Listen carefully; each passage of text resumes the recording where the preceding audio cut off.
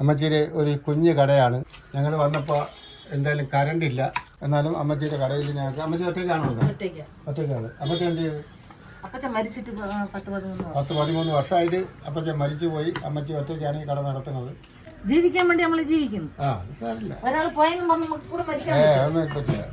പിന്നെ ഒരുപാട് ഐറ്റം ഒന്നുമില്ല. ഉള്ള ഐറ്റം അമ്മച്ചി വൃത്തിയായിട്ട് തരുന്നുണ്ട്. പേപ്പറൊക്കെ വെച്ച് പാത്രത്തിൽ പേപ്പറൊക്കെ വെച്ച് തരുന്നത്. പരിപ്പടിക്കട്ടെ?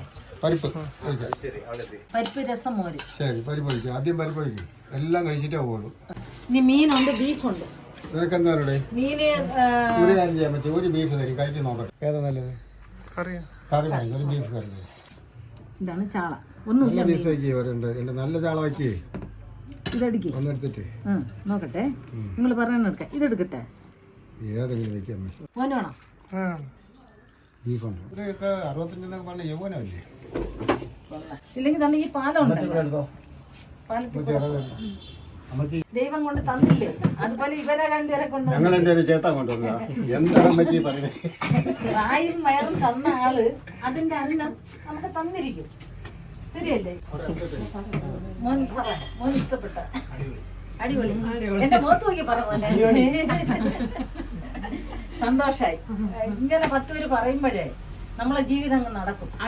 സന്തോഷം പിടിക്കുന്നത്.